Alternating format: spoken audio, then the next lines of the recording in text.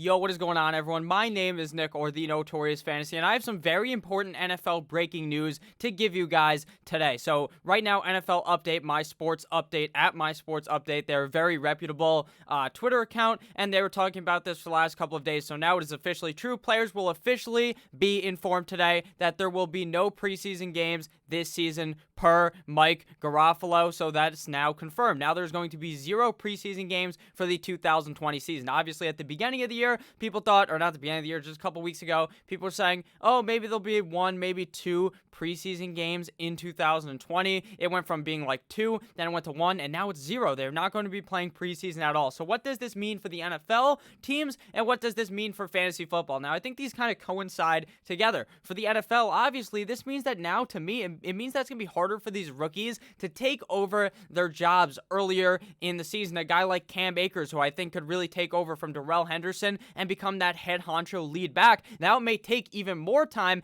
due to the fact that they're not getting any real in practice.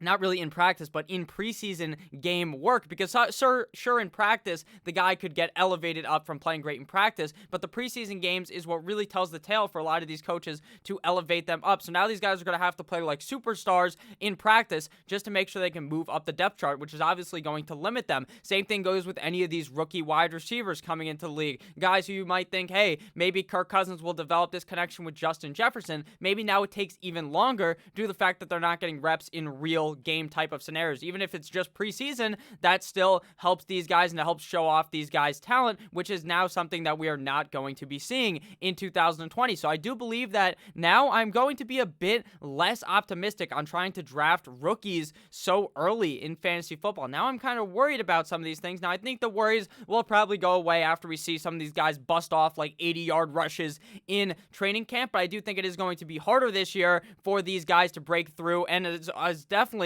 worse for these guys who may end up being cut for the team because they didn't get that chance to show off their true talent. But obviously, we could hope that they make the benches extended in the NFL, so it's not a 52-man roster. They obviously make it a bunch longer for that. And for fantasy football, this is just obviously a worry due to the fact that I don't think the rookies are going to be able to show up their true talent over these veteran guys who have been in the league for a while, especially in situations where you thought, hey, maybe this guy can emerge like Jonathan Taylor past Marlon Mack. Now it may take a couple more weeks due to the fact that Marlon Mack already knows the system so well, and he will obviously have played very many games for the Indianapolis Colts organization. So thank you guys all for watching this video. If you guys want any more news updates and fantasy football videos, please make sure to click that subscribe button. I'll see you motherfuckers tomorrow with yet another video. I love you all. Have a great rest of your guys' day. Good boy.